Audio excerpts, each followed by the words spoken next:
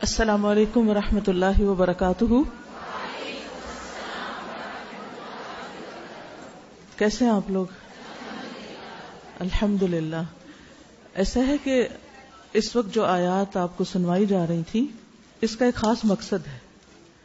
یعنی ایسے نہیں کہ وقت گزارنے کے لیے یہ آیات پلے کر دی گئی، لیکن یہ ہے کہ شاید آپ لوگ سننا نہیں چاہتے تو آپس میں بہت باتیں ہو رہی ہیں، تو اگر باتیں کرنا چاہتے ہیں تو بند کر دیتے ہیں، کیونکہ قرآن مجید کے ادب کے خلاف ہے کہ قرآن مجید کی آیات سنائی جا رہی ہوں اور ہم آپس میں باتیں کر رہے ہیں. یہ رقیہ شرعیہ ہے جو بہت سی بیماریوں کا علاج ہے، ہماری روحانی بیماریوں کا، شیطان کے وار کا، اور بھی بہت سی چیزوں سے پروٹیکشن ہے یہ آیات. تو اگر ہم ان کو سنیں گے نہیں، اور خاص طور پر قرآن مجید پڑھنے سے پہلے، تو ہم بعد میں پوری طرح فوکس نہیں کر سکیں گے. تو میری گزارش یہ ہے کہ جو ہی آپ آتے جائیں آرام سے اپنی سیٹ پہ بیٹھ جائیں اور سنتے جائیں، باتیں نہ کریں، کیونکہ فائدے کی بجائے ثواب کی بجائے الٹا نقصان ہو سکتا ہے. ٹھیک ہے؟ بسم اللہ الرحمن الرحیم. الحمد للہ رب العالمین الرحمن الرحیم مالک یوم الدین إياك نعبد وإياك نستعين اهدنا الصراط المستقيم صراط الذين أنعمت عليهم غير المغضوب عليهم ولا الضالين.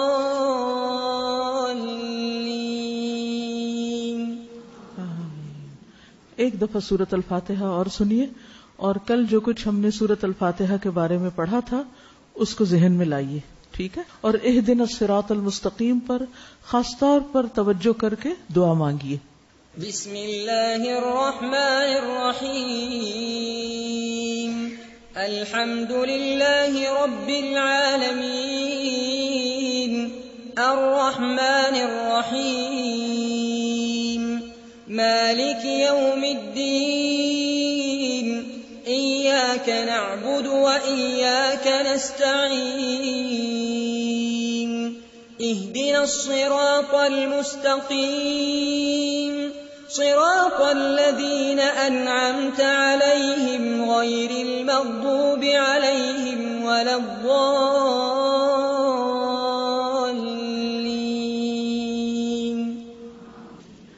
کچھ لوگوں نے ہاتھ اٹھائے ہوئے تھے.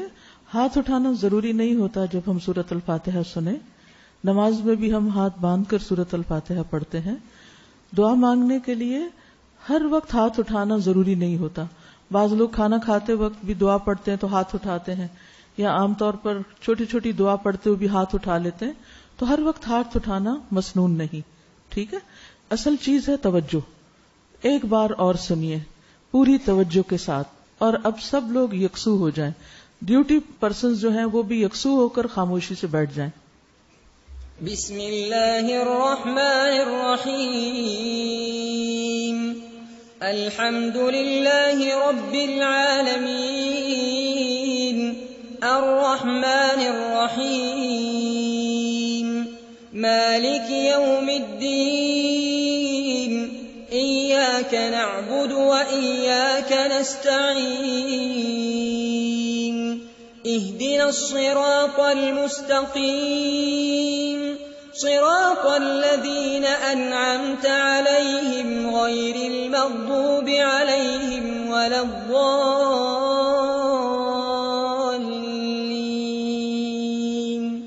آمین. تیسری دفعہ کنسنٹریشن زیادہ تھی نا؟ الحمدللہ. چلیے شروع کرتے ہیں انشاءاللہ. انما المؤمنون الذين اذا ذكر الله وجلت قلوبهم واذا تليت عليهم آياته زادتهم ايمانا وَإِذَا تُلِيَتْ عَلَيْهِمْ آيَاتُهُ زَادَتْهُمْ إِيمَانًا وَعَلَى رَبِّهِمْ يَتَوَكَّلُونَ. انما المؤمنون الذین اذا ذکر اللہ وجلت قلوبہم وَإِذَا تُلِيَتْ عَلَيْهِمْ آيَاتُهُ زَادَتْهُمْ إِيمَانًا وَعَلَى رَبِّهِمْ يَتَوَكَّلُونَ۔ سچے مومن تو وہ ہیں کہ جب ان کے سامنے اللہ کا ذکر کیا جائے تو ان کے دل کانپ اٹھتے ہیں۔ یہ ایمان کی علامت ہے۔ جس دل میں ایمان ہوتا ہے وہ اللہ کی بات سن کر، اللہ کا ذکر سن کر اللہ سبحانہ و تعالی کی طرف متوجہ ہو جاتا ہے، اس کے دل کی حالت بدل جاتی ہے۔ اور خاص طور پر وَإِذَا تُلِيَتْ عَلَيْهِمْ آيَاتُهُ، اس پر جب اللہ کی آیات پڑھی جاتی ہیں ایسے لوگوں پر، زادتہم ایمانا، تو ان کا ایمان بڑھ جاتا ہے، زیادہ ہو جاتا ہے، ایمان میں اضافہ ہو جاتا ہے۔ وَعَلَى رَبِّهِمْ يَتَوَكَّلُونَ، اور وہ اپنے رب پر توکل کرنے لگتے ہیں، ان کے توکل میں بھی اضافہ ہو جاتا ہے۔ ہم نے کل پہلا پارہ سنا، آپ نے کیا محسوس کیا؟ کیا اس کے پڑھنے اور سننے کے بعد آپ کے دل کی حالت بدلی؟ آپ کو اپنے ایمان میں اضافہ محسوس ہوا؟ الحمدللہ، اگر ایسی کیفیت تھی تو اس پر اللہ کا شکر ادا کرنا چاہیے، اور اگر دل کی حالت نہیں بدلی تو پھر ہمارا دل بیمار ہے۔ ہمیں اللہ سے قلب سلیم مانگنے کی ضرورت ہے کہ اللہ تو ہمیں سلامت دل عطا کر، صحت مند دل عطا کر، ایسا دل جو تیرے ذکر سے کانپ اٹھے اور تیری طرف متوجہ ہو جائے اور جو ایمان سے بھر جائے، کیونکہ جب ایمان زیادہ ہوتا ہے تو پھر عمل میں تبدیلی آتی ہے۔ یقیمون الصلاۃ، ایسے لوگ پھر نماز قائم کرتے ہیں، ومما رزقناہم ینفقون، اور اس میں سے جو ہم نے انہیں رزق عطا کیا ہے وہ خرچ کرتے ہیں۔ اولئک ھم المؤمنون حقا، یہی لوگ سچے مومن ہیں۔ مؤمنون حقا، حقیقی مومن۔ لہم درجات، ان کے درجات ہیں، یعنی اگر آپ کی یہ کیفیات ہیں تو پھر آپ کے لیے خوشخبری ہے کہ درجات میں اضافہ ہو رہا ہے۔ جتنا جتنا ایمان میں اضافہ ہو رہا ہے اتنا ہی انشاءاللہ درجات میں اضافہ ہوگا۔ اور پھر ومغفرۃ، اور بخشش حاصل ہوگی، ورزق کریم، اور باعزت رزق۔ کتنے اچھے وعدے ہیں اللہ سبحانہ وتعالی کے۔ اللہ سبحانہ وتعالی ہمیں اس قابل کر دے کہ ہمارے دل اس کی آیات کو اپنے اندر جذب کر لیں اور ہمارے ایمان میں اضافہ ہو جائے اور ہمارے اعمال اس کی مرضی کے مطابق ہو جائیں۔ انما المؤمنون الذين اذا ذكر الله وجلت قلوبهم واذا تليت عليهم آياته زادتهم ايمانا وَإِذَا تُلِيَتْ عَلَيْهِمْ آيَاتُهُ زَادَتْهُمْ إِيمَانًا وَعَلَى رَبِّهِمْ يَتَوَكَّلُونَ۔ قرآن مجید اللہ کی کتاب ہے، یہ ایک نور ہے جو اللہ نے ہماری طرف بھیجا، ہماری طرف نازل کیا۔ سورۃ النساء میں اللہ تعالیٰ فرماتے ہیں، یا ایھا الناس قد جاءکم برہان من ربکم وانزلنا الیکم نورا مبینا۔ اے لوگو، بلا شبہ تمہارے پاس تمہارے رب کی طرف سے ایک واضح دلیل آ گئی ہے اور ہم نے تمہاری طرف ایک واضح نور نازل کر دیا ہے۔ تو یہ وہ نور ہے، یہ وہ روشنی ہے جس میں ہم اس زندگی کے اندھیروں میں امن اور سلامتی کے ساتھ صراط مستقیم پر چل سکتے ہیں۔ یہی وہ نور ہے جس سے روشنی حاصل کر کے ہم آخرت میں پل صراط پر نور پا سکتے ہیں۔ یہ کتاب فرقان بھی ہے، فرق کرنے والی۔ تبارک الذی نزل الفرقان علی عبدہ لیکون للعالمین نذیرا۔ بہت برکت والا ہے وہ جس نے اپنے بندے پر فیصلہ کرنے والی، فرق کرنے والی کتاب اتاری تاکہ وہ سب جہانوں کے لیے خبردار کرنے والا ہو. تو اس کتاب سے ہمیں پتہ چلے گا کہ صحیح کیا ہے، غلط کیا ہے، اچھا کیا ہے، برا کیا ہے. ہر خاندان، ہر قوم، قبیلے کے اندر کچھ ویلیوز ہوتے ہیں. کچھ چیزوں کو اچھا سمجھا جاتا ہے اور کچھ کو اچھا نہیں سمجھا جاتا. لیکن وہ معیار کس نے سیٹ کیے ہیں؟ وہ میزان کس نے قائم کیا؟ لوگوں نے، انسانوں نے. لیکن اصل معیار اور اصل میزان تو وہ ہے جو اللہ سبحانہ و تعالیٰ کا قائم کردہ ہے. اور وہ قرآن مجید سے ہمیں پتہ چلتا ہے کہ واقعی اچھا کیا ہے اور کیا اچھا نہیں ہے. یہ کتاب ہدایت، شفا اور رحمت ہے. سورۃ یونس میں اللہ تعالیٰ فرماتے ہیں یا ایھا الناس قد جاءتکم موعظۃ من ربکم وشفاء لما فی الصدور وہدی ورحمۃ للمؤمنین.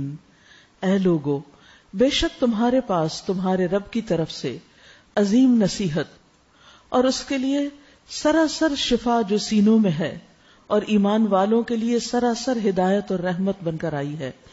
تو یہ کتاب قرآن مجید جس کا آپ مطالعہ کریں گے، یہ اللہ کی طرف سے ہمارے لیے ایک عظیم نصیحت ہے. نصیحت تو کوئی بڑا بھی ہمیں کرے تو اس کا ادب کیا ہوتا ہے کہ اسے قبول کیا جائے. اور اگر کوئی اچھی نصیحت اللہ سبحانہ و تعالیٰ کی طرف سے آئی ہے تو پھر ہمارا فرض کیا بنتا ہے، ہم پر کیا لازم آتا ہے کہ ہم اسے قبول کریں. اور پھر وَشِفَاءٌ لِمَا فِي الصُّدُورِ، سینوں میں جو کچھ ہے، سینے میں کیا ہے؟ دل. اور دل کے اندر کیا کچھ ہے؟ سبھی کچھ دل ہی میں تو ہے. خوشی بھی دل میں، غم بھی دل میں، خوف بھی دل میں، پریشانیاں بھی دل میں، وسوسے بھی دل میں، گھبراہٹیں بھی دل میں. دل خیالات کا مجموعہ ہے. جو ہمارے دل کی حالت ہوتی ہے وہی پھر ہمارے عمل میں ہوتا ہے. ہمارے رویے بھی ویسے ہوتے ہیں. جب ہم خوش ہوتے ہیں تو بلا وجہ مسکرا رہے ہوتے ہیں، اور اگر غمگین ہو تو خوشی کی بات پر بھی ہنسنا مسکرانا بھول جاتے ہیں. تو اس لیے اگر دل کی اصلاح ہو گئی، دل کو شفا مل گئی، تو پھر ہر چیز ہی درست ہو جائے گی. پھر ہمارا بولنا، ہمارا کلام، ہمارا عمل، ہمارا لوگوں کے ساتھ معاملہ، یہ سبھی درست ہو جائے گا. اس دل کی درستگی کے لیے یہ کلام آیا ہے. لہٰذا اس کو سنتے ہوئے اپنے دلوں پر توجہ رکھیں کہ یہ دلوں کی حالت کو کتنا بدل رہی ہے. اور پھر وہدن، یہ کتاب ہدایت کے لیے بھی ہے. ورحمتن، رحمت بن کر آئی ہے. یعنی اگر ہم اس کتاب کو پکڑیں گے، اس کو پڑھیں گے، اس کو سمجھیں گے تو پھر ہماری زندگی میں رحمتیں ہوں گی. لیکن یہ سب کچھ کس کے لیے ہے؟ للمؤمنین، مومنوں کے لیے، ایمان والوں کے لیے. اللہ سبحانہ و تعالی ہمیں ایمان عطا کرے تاکہ ہم یہ سارے فائدے اس کتاب سے حاصل کر سکیں. تو آج کے لیے یاد رکھیے کہ یہ کتاب کیا ہے؟ نور، فرقان، ہدایت، شفا اور رحمت. 5 کی ورڈز یاد رکھنے ہیں آپ نے. نور، فرقان، ہدایت، شفا اور رحمت. اتنا کچھ پائیں گے ہم انشاءاللہ اس کتاب سے اگر ہم پورے ایمان اور یقین کے ساتھ اس کو لیتے ہیں. تو آئیے اب ہم دوسرا پارہ شروع کرتے ہیں انشاءاللہ. نحمدہ ونصلی علی رسولہ الکریم، اما بعد فاعوذ باللہ من الشیطان الرجیم. بسم اللہ الرحمن الرحیم. رب اشرح لی صدری ویسر لی امری واحلل عقدۃ من لسانی یفقهوا قولی. سیقول السفہاء من الناس ما ولاهم عن قبلتهم التي كانوا عليها قل لله المشرق والمغرب يهدي من يشاء إلى صراط مستقيم. وكذلك جعلناكم أمة وسطا لتكونوا شهداء على الناس ويكون الرسول عليكم شهيدا. وما جعلنا القبلة التي كنت عليها إلا لنعلم من يتبع الرسول ممن ينقلب على عقبيه وَإِن كَانَتْ لَكَبِيرَةً إِلَّا عَلَى الَّذِينَ هَدَى اللَّهُ وَمَا كَانَ اللَّهُ لِيُضِيعَ إِيمَانَكُمْ إِنَّ اللَّهَ بِالنَّاسِ لَرَءُوفٌ رَحِيمٌ۔ شروع کرتی ہوں اللہ کے نام سے جو بے انتہا مہربان نہایت رحم فرمانے والا ہے۔ نادان لوگ ضرور کہیں گے کہ انہیں کیا ہوا، پہلے یہ جس قبلے کی طرف رخ کر کے نماز پڑھتے تھے اس سے یکا یک پھر گئے۔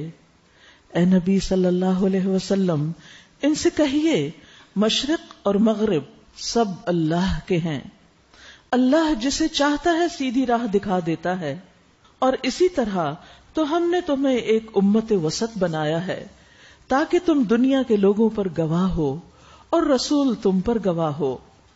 پہلے جس طرف تم رخ کرتے تھے اس کو تو ہم نے صرف یہ دیکھنے کے لیے قبلہ مقرر کیا تھا کہ کون رسول کی پیروی کرتا ہے اور کون الٹا پھر جاتا ہے۔ یہ معاملہ تھا تو بڑا سخت، مگر ان لوگوں کے لیے کچھ بھی سخت ثابت نہ ہوا جو اللہ کی ہدایت سے فیض یاب تھے۔ اللہ تمہارے اس ایمان کو ہرگز ضائع نہ کرے گا، یقین جانو کہ وہ لوگوں کے حق میں نہایت شفیق اور رحیم ہے۔ ان آیات کا کچھ پس منظر ہے۔ پس منظر کچھ یوں ہے کہ نبی صلی اللہ علیہ وسلم جب مکہ سے مدینہ ہجرت کر کے تشریف لے گئے تو وہاں پر دو تین طرح کے لوگ تھے۔ ایک تو وہ جو مسلمان ہو چکے تھے، اوس اور خزرج کے لوگوں میں سے، دوسرے وہ لوگ جو ابھی تک اسلام نہیں لائے تھے، تیسرے یہود کے 3 قبائل، چونکہ ان کی ایک خاصی اکثریت تھی مدینہ کے اندر اور وہ اہل کتاب تھے۔ تو رسول اللہ صلی اللہ علیہ وسلم جب مدینہ پہنچے تو آپ نے انہی کے قبلے کو اپنا قبلہ بنایا۔ آپ صلی اللہ علیہ وسلم تقریباً 16 یا 17 ماہ بیت المقدس کی طرف منہ کر کے نماز پڑھتے رہے۔ اس کے بعد اللہ سبحانہ وتعالی کا حکم یہ آیا کہ اب قبلہ تبدیل کر دیا گیا ہے، آپ کعبہ کی طرف منہ کر کے نماز پڑھیں۔ جو ہی یہ قبلہ کا رخ تبدیل ہوا تو یہود کو بہت بڑا اعتراض ہوا کہ یہ کیا، کبھی ایک قبلے کی طرف منہ کر کے نماز پڑھتے ہیں، کبھی دوسرے کی طرف، اور انہوں نے نبی صلی اللہ علیہ وسلم کی مخالفت میں کوئی کسر اٹھا نہ رکھی۔ اللہ سبحانہ وتعالی نبی صلی اللہ علیہ وسلم کو تسلی دیتے ہوئے فرماتے ہیں سَيَقُولُ السُّفَهَاءُ مِنَ النَّاسِ، لوگوں میں سے جو ناسمجھ ہیں، نادان ہیں، بے وقوف ہیں، وہ اعتراض کریں گے، لیکن عقل مند لوگ ایسے اعتراضات کی پرواہ نہیں کیا کرتے۔ اعتراض کیا ہوگا؟ ما ولاہم عن قبلتہم التی کانوا علیہا، کہ کس چیز نے ان کو ان کے قبلے سے پھیر دیا جس پر یہ پہلے قائم تھے، یعنی یہ بیت المقدس سے اپنا رخ کیوں موڑ گئے ہیں، کیوں انہوں نے اپنا رخ پھیر لیا؟ آپ انہیں جواب دیجئے قل للہ المشرق والمغرب، کہ مشرق و مغرب سب اللہ کے ہیں۔ اللہ سبحانہ وتعالی جس طرف منہ کرنے کا حکم دے انسان اسی طرف اپنا رخ پھیر لے۔ عبادت کی روح بھی یہی ہے۔ عبادت دراصل اطاعت کا نام ہے۔ کیا ہماری نمازوں کی اللہ کو ضرورت ہے؟ کیا کسی خاص ڈائریکشن میں رخ کرنے کی اللہ سبحانہ وتعالی کو ضرورت ہے؟ نہیں، یہ سب چیزیں دراصل ہمارا ایک امتحان ہے۔ ہمیں جانچا اور دیکھا جا رہا ہے کہ ہم اللہ سبحانہ وتعالی کی بات کو کتنی اہمیت دیتے ہیں، کیونکہ انسان کسی بھی ماحول کے اندر ہوتا ہے، اس کا خاص ایک کلچر ہوتا ہے، اس کی کچھ تقالید اور کچھ روایتیں ہوتی ہیں، کچھ وہاں کے نارمز ہوتے ہیں، کچھ لوگوں کی پسند و ناپسند ہوتی ہے۔ لیکن جب انسان دین کی طرف رخ کرتا ہے، اللہ سبحانہ وتعالی کی بات کو اہمیت دینے لگتا ہے، تو پھر کیا ہوتا ہے؟ آپ سب نے بھی اپنی زندگی میں دیکھا ہوگا کہ جو ہی آپ نے لوگوں کا طریقہ چھوڑ کر اللہ سبحانہ وتعالی کی اطاعت اور بندگی کا طریقہ اختیار کیا تو پھر کیا ہوا؟ مخالفتیں ہوئیں، بہت مخالفتیں، کہ انہوں نے اپنے ماں باپ کا طریقہ چھوڑ دیا ہے، انہوں نے اپنے قوم اور کلچر کا طریقہ چھوڑ دیا ہے، انہوں نے اپنی زندگی بدل دی ہے، پہلے یہ کچھ تھے اب یہ کچھ اور کرنے لگے ہیں۔ اس طرح کی بہت سی مخالفتیں ہوتی ہیں۔ تو ہم سب کے لیے اس میں بہت بڑا سبق ہے کہ جب ہم لوگوں کی پسند چھوڑ کر اللہ سبحانہ وتعالی کی پسند اختیار کرتے ہیں، اور پھر لوگوں کو اعتراض ہو اور لوگ ہم سے ناراض ہوں، تو ایسے میں انسان کو پرواہ نہیں کرنی چاہیے. ان باتوں اور ان مخالفتوں کو اپنے دل پر نہیں لینا چاہیے، کیونکہ عقل مند وہ ہے جو اللہ سبحانہ وتعالی کی بات کے مطابق اپنی زندگی کا رخ پھیر لیتا ہے، اللہ سبحانہ وتعالی کی بات کو سب سے زیادہ اہمیت دیتا ہے. اور پھر یہاں یہ بھی پتہ چلتا ہے کہ جو لوگ اللہ سبحانہ وتعالی کی شریعت پر اعتراض کرتے ہیں، اللہ تعالی کے احکامات کو ناپسند کرتے ہیں، وہ عقل مندی کا ثبوت نہیں دیتے، وہ ناسمجھی کا ثبوت دیتے ہیں. لہذا مومن جو واقعی عقل سے کام لے اور یہ سمجھ جائے کہ میرا فائدہ، میری بھلائی، میری آخرت کی کامیابی کا انحصار اس پر ہے کہ میں اس زندگی میں ہر حال میں اپنے رب کو راضی کر دوں، اور میں اس کے لیے کسی اور کی پرواہ نہ کروں، نہ یہ دیکھوں کہ میرا دل کیا چاہتا ہے، میرے نفس کی خواہش کیا ہے، لوگ کیا چاہتے ہیں. نہیں، مجھے کیا دیکھنا ہے، میرا رب کیا چاہتا ہے، اس کا حکم کیا ہے، اور مجھے اسی کی طرف رخ کرنا ہے. کیوں؟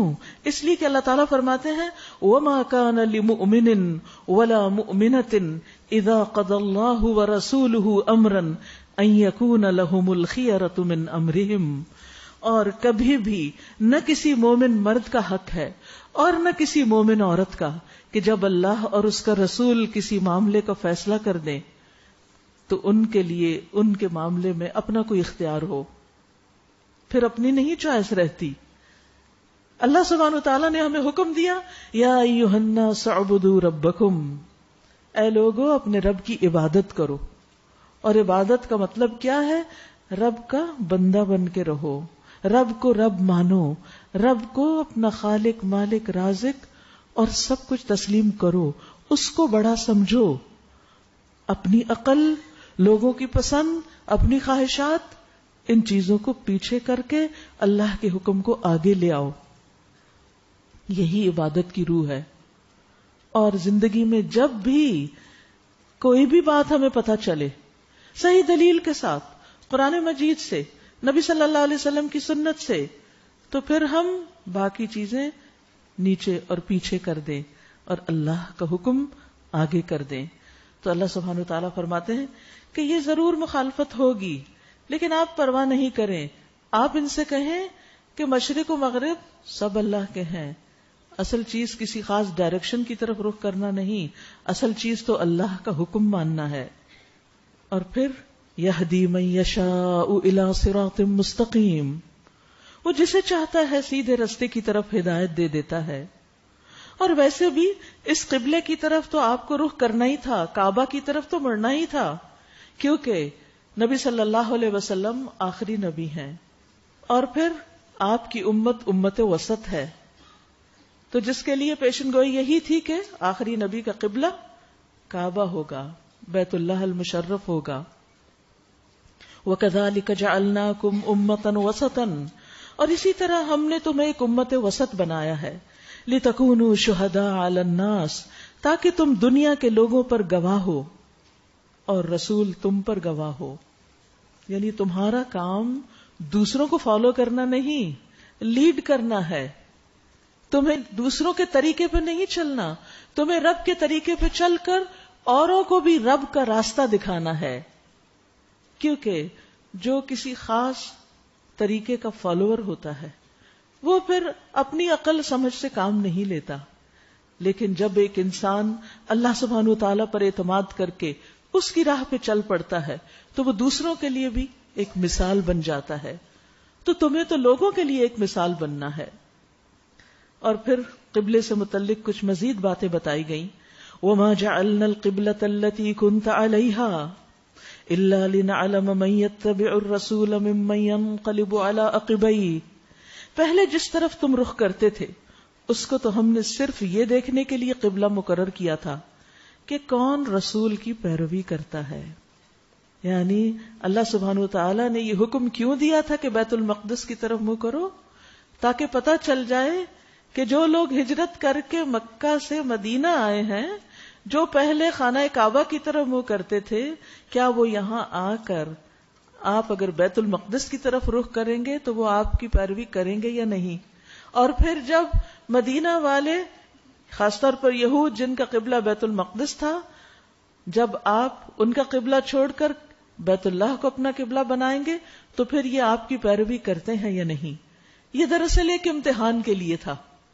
آپ دیکھیے کہ زندگی میں بعض اوقات جو ہمارے حالات تبدیل ہوتے ہیں اچانک، کبھی آپ دیکھیے کہ انسان صحت مند ہوتا ہے اور بیمار ہو جاتا ہے، کبھی مالدار ہوتا ہے اور فقیر ہو جاتا ہے، کبھی اس کے پاس بہت کچھ ہوتا ہے اور وہ سب کچھ اچانک چھن جاتا ہے، حالات میں یکایک تبدیلی آ جاتی ہے. یہ سب کچھ ایک امتحان ہوتا ہے، اور یہ امتحان دراصل یہ دیکھنے کے لیے کہ بندہ رب کے فیصلوں کو کتنا قبول کر لیتا ہے. کچھ رب کے فیصلے اور احکامات تو ہمیں قرآن و سنت کی شکل میں ملتے ہیں، اور کچھ ایسے ہی امتحانات اور آزمائشوں کی شکل میں ہمارے سامنے آتے ہیں. اللہ سبحانہ وتعالیٰ کبھی کسی کی اولاد لے لیتا ہے، کسی کا پیارا بچہ فوت ہو جاتا ہے، کسی کا شوہر جدا ہو جاتا ہے، کسی کی جاب چلی جاتی ہے. یہ سب تبدیلیاں زندگی میں آتی ہیں. ان تبدیلیوں کو ایکسپٹ کرنا، اس چینج کو ایکسپٹ کرنا انسان کے لیے بہت مشکل ہوتا ہے، نفس پر بہت بھاری ہوتا ہے. انسان جن نعمتوں کا عادی ہو جاتا ہے ان نعمتوں کو پھر چھوڑنا اور ان سے دور ہونا اس کے لیے بہت مشکل ہوتا ہے. لیکن جو سچا مومن ہوتا ہے وہ ایسی ساری تبدیلیوں کے موقع پر کیا کہتا ہے؟ رضیت باللہ ربا وبالاسلام دینا وبمحمد نبیا، کہ میں اللہ کے رب ہونے پہ راضی ہوں. وہ رب ہے نا، اس نے پیدا کیا ہے نا، سارے فیصلے اور اختیارات اسی کے ہیں نا، اس کا جو بھی حکم ہے میں مانوں گا، اس کا جو فیصلہ ہے مجھے قبول ہے، میں اس پر راضی ہوں، میں اپنے رب سے ناراض نہیں ہوں. وبالاسلام دینا، اور اسلام کے دین ہونے پر میں راضی ہوں، میں خوش ہوں کہ اللہ نے میرے لیے دین اسلام چنا ہے، اور محمد صلی اللہ علیہ وسلم کی پیروی کرنے پر، ان کو رسول ماننے پر میں راضی ہوں. تو جو بندہ رب کی رضا پر راضی ہو جاتا ہے پھر رب اس کو راضی کر دیتا ہے، اس کو خوش کر دیتا ہے. اور جو رب سے ناراض ہوتا ہے رب اس سے ناراض ہوتا ہے. تو اس لیے یہ امتحان کہ کبھی رخ ایک طرف ہو جائے، کبھی حالات اور طرح سے ہو جائیں، کبھی کوئی تبدیلی آ جائے، کبھی کوئی تبدیلی. اور ویسے بھی آپ دیکھیے ہم ایک کانسٹنٹ چینج پروسیس میں رہتے ہیں. اپنی فزیکل کنڈیشن کو آپ دیکھیے، آپ وہ نہیں ہیں جو آپ پیدا ہوئے تھے، مسلسل تبدیلی آ رہی ہے. حالات میں بھی تبدیلی آ رہی ہے، ہمارے آس پاس رہنے والے لوگوں میں تبدیلی آ جاتی، دوست بدل جاتے ہیں، محبتیں کرنے والے چھٹ جاتے ہیں، بہت کچھ زندگی میں ہوتا ہے. عقل مند وہ ہے جو اس چینج کو ایکسپٹ کر لے. میچور وہ شخص ہوتا ہے جو چینج مینجمنٹ جانتا ہو کہ اب حالات تبدیل ہو گئے ہیں، میری چادر چھوٹی ہو گئی ہے، مجھے اپنے پاؤں سکیڑ لینے چاہیے.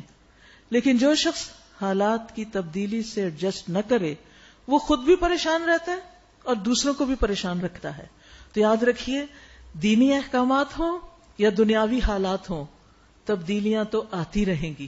سیکھنے کا سبق کیا ہے کہ تبدیلیوں کو قبول کرنا سیکھیں، حالات کی تبدیلی کو قبول کرنا سیکھیں، اس کے مطابق ایڈجسٹ کرنا سیکھیں، اور ہر حال میں، اور سب سے بڑی بات کیا، ہر حال میں اللہ کی اطاعت پر قائم رہیں. گرمی ہو یا سردی ہو، راتیں لمبی ہو یا چھوٹی ہو. جب روزے آ جائیں تو روزے رکھنے ہیں، جب فجر جلدی ہونے لگے تو اٹھنا ہے، اپنے آپ کو ایڈجسٹ کرنا ہے. اعتراض کر کے بیٹھ نہیں جانا کہ اب یہ ہو گیا اور اب وہ ہو گیا، اس لیے میں تو اس کے ساتھ چل نہیں سکتا.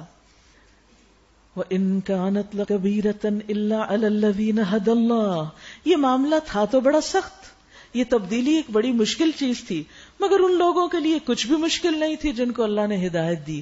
اپنی نماز کے اندر ہی انہوں نے رخ پھیر لیا. انہوں نے تو اس بات کا بھی انتظار نہیں کیا کہ نماز ختم ہو اور ہم ذرا پوچھ لیں اور تحقیق کر لیں اور اس کے بعد ہم اپنا رخ پھیریں گے. ابن سعد کی روایت میں آتا ہے کہ نبی صلی اللہ علیہ وسلم بشر بن برا بن معرور کی دعوت پر گئے ہوئے تھے. وہاں ظہر کا وقت آ گیا اور آپ لوگوں کو نماز پڑھانے کے لیے کھڑے ہوئے. 2 رکعتیں پڑھا چکے تھے کہ تیسری رکعت میں یکایک وحی کے ذریعے یہ آیت نازل ہوئی, اور اسی وقت آپ اور آپ کے پیچھے جو نماز پڑھ رہے تھے وہ سب لوگ بیت المقدس سے کعبے کی طرف پھر گئے, نماز کی حالت میں پھر گئے. اتنی بھی دیر نہیں لگائی. تو اس سے کیا پتہ چلتا ہے کہ اللہ کی اطاعت میں بہت دیر نہیں لگانی چاہیے. ہمیں نہیں معلوم کہ زندگی کتنی ہے, ایسا نہ ہو کہ اللہ کی نافرمانی میں ہی دنیا سے چلے جائیں, تو پھر اللہ کو کیا منہ دکھائیں گے. اس کے بعد مدینہ میں عام منادی کر دی گئی. برائے ابن عازب کہتے ہیں کہ ایک جگہ منادی کی آواز اس حالت میں پہنچی کہ لوگ رکوع کی حالت میں تھے, وہ رکوع میں ہی گھوم گئے. سبحان اللہ. آپ دیکھیے کہ جب آپ رکوع میں ہوتے ہیں تو موو کرنا کتنا مشکل ہوتا ہے, لیکن وہ اللہ کے حکم کے تابعدار تھے. اللہ کا حکم آ گیا, دیر کس بات کی. ہمارا رویہ کیا ہوتا ہے, ایک دفعہ نہیں 20 بار حکم سنتے رہتے ہیں, ہر سال سنتے رہتے ہیں, اور پھر ٹس سے مس نہیں ہوتے, اپنے عمل میں کوئی تبدیلی نہیں لاتے. ہم کس طرح کے مسلمان ہیں, ہم کیسے فرما بردار ہیں. مسلم کا تو معنی ہی فرما بردار ہونا ہے. یہ کیسی فرما برداری ہے؟ کیا واقعی ہمیں اللہ کی بات سمجھ نہیں آتی, یا پھر ہمارے دل اس کو مانتے نہیں؟ اگر دل نہیں مانتا تو یہ ایمان کیسا ہے پھر ہمارا؟ اصل چیز ہے اطاعت. انس بن مالک کہتے ہیں بنی سلمہ میں یہ اطلاع دوسرے روز صبح کی نماز کے وقت پہنچی, یعنی جو دور کے لوگ تھے ان کو دیر سے پہنچی. لوگ 1 رکعت پڑھ چکے تھے, ان کے کانوں میں آواز پڑی, خبردار رہو قبلہ کعبے کی طرف کر دیا گیا ہے. یہ سنتے ہی پوری جماعت نے اپنا رخ بدل لیا. اکیلے بھی نہیں, پوری جماعت میں لوگ نماز پڑھ رہے تھے, اور انہوں نے اس تبدیلی کو خوشی سے قبول کیا اور رب کے حکم کے مطابق پھر گئے. اسی لیے اللہ تعالیٰ فرماتے ہیں وہ انکانت لکبیرۃ, حکم تو بہت بھاری تھا, بڑا تھا, الا علی الذین ھدی اللہ, مگر جن کو اللہ نے ہدایت دی ان کے لیے کچھ بھی مشکل نہ تھا. وما کان اللہ لیضیع ایمانکم, اور اللہ ایسا نہیں کہ تمہارے ایمان ضائع کر دے. کیونکہ لوگوں کو فکر ہوئی کہ اس سے پہلے ہی جو لوگ دنیا سے چلے گئے, یا ہماری وہ نمازیں جو کعبہ کی طرف نہیں تھی ان کا کیا ہوگا, تو اللہ تعالیٰ نے فرمایا کہ نہیں, اللہ ان کو ضائع نہیں کرے گا, وہ بھی اللہ کے حکم کے مطابق ہی تھی. اب دیکھیے کہ یہ تو نماز پڑھنے کی بات ہے نا, لیکن بعض اوقات ایسا ہوتا ہے کہ ہم اللہ کی نافرمانی میں زندگی بسر کر رہے ہوتے ہیں, گناہ کر رہے ہوتے ہیں, پھر اللہ تعالیٰ ہمیں ہدایت دیتا ہے اور ہم ان گناہوں کو چھوڑ دیتے ہیں, سچی توبہ کر لیتے ہیں. آپ کو معلوم ہے کہ سچی توبہ کرنے والے کے لیے کیا خوشخبری ہے؟ اس کے لیے خوشخبری یہ ہے کہ اللہ سبحانہ و تعالیٰ اس کے پچھلے گناہوں کو بھی نیکیوں میں بدل دے گا. یہ ہے اللہ کی رحمت. وہ نادانی میں کی نا, ہم نے نہ سمجھی میں کی, اب توبہ کر لی, چھوڑ دیا, اللہ تعالیٰ ان کو بھی نیکیاں بنا دے گا. اللہ کی رحمت ہر چیز پہ حاوی ہے, اس کے لیے کچھ بھی مشکل نہیں. اصل ضرورت اس بات کی کہ ہم اپنے دلوں کو اللہ کے لیے خالص کر لیں اور اس کی رضا پہ راضی ہو جائیں. اور یہاں یہ بات بھی قابل غور ہے کہ یہاں اللہ سبحانہ وتعالی نماز کے لیے لفظ ایمان استعمال کر رہے ہیں. جیسے پہلے میں نے عرض کیا تھا نا کہ ایمان صرف قول نہیں, ایمان صرف دل کی بات نہیں, ایمان عمل کا نام بھی ہے. اور یہاں ایمان سے مراد نماز ہے کہ اللہ تمہاری پچھلی نمازیں ضائع نہیں کرے گا. ان اللہ بالناس لرؤوف الرحیم, یقین جانو وہ لوگوں کے حق میں نہایت شفیق الرحیم ہے. پھر اللہ تعالیٰ فرماتے ہیں یہ تمہارے منہ کا بار بار آسمان کی طرف اٹھنا ہم دیکھ رہے ہیں, لو ہم اسی قبلے کی طرف تمہیں پھیرے دیتے ہیں جسے تم پسند کرتے ہو. یعنی نبی صلی اللہ علیہ وسلم کی پریفرنس کیا تھی؟ بیت اللہ کی طرف رخ کرنا, مسجد حرام کی طرف رخ پھیر دو. اب جہاں کہیں تم ہو اسی کی طرف منہ کر کے نماز پڑھا کرو قیامت تک کے لیے. اب ہم سب کے لیے کیا حکم ہے کہ ہم جہاں بھی ہوں قبلے کی طرف رخ کر کے نماز پڑھیں.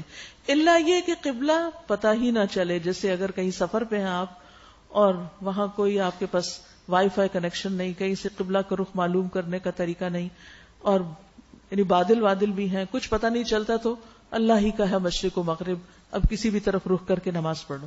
لیکن ادروائز فرض نماز کے لیے فرض ہے کہ ہم قبلے کو فالو کریں. اور نفل کے لیے نبی صلی اللہ علیہ وسلم کی سنت ہمیں پتہ چلتی ہے کہ آپ جب سواری پر ہوتے, سفر کی حالت میں ہوتے, تو نفل سواری پہ پڑھتے ہوئے قبلے کا اہتمام نہیں کرتے تھے. آغاز میں قبلے کی طرف رخ کرتے اور پھر جدھر بھی رخ آتا سواری کا آپ نماز جاری رکھتے. ہاں فرض نماز آپ سواری پر نہیں پڑھتے تھے. فرض نماز کے لیے آپ زمین پر اہتمام فرماتے, 2 نمازوں کو جمع کر لیتے جیسے ظہر اور عصر, مغرب اور عشاء, لیکن پراپر قبلے کو فالو کرتے ہوئے قیام اور رکوع اور سجدے کا اہتمام کرتے ہوئے فرض ادا کرتے تھے. تو اس چیز کا ذہن میں رکھیے, کیونکہ اب بہت سارے لوگ گھروں سے نکل جاتے ہیں, بعضوں کا سیر و تفریح اور بعضوں کا صرف شاپنگ وغیرہ کے لیے, اور نمازیں گاڑی میں اشاروں سے پڑھ رہے ہوتے ہیں. تو گاڑی میں نماز نہیں ہوتی. نماز کے لیے زمین پر گاڑی روکنا نہایت ضروری ہے, الا یہ کہ انسان کسی ایسی حالت میں پھنس جائے کہ کوئی صورت ہی نہیں کہیں نکلنے کی, تو اور بات ہے. ادروائز قبلے کی رخ کا اہتمام ضروری ہے.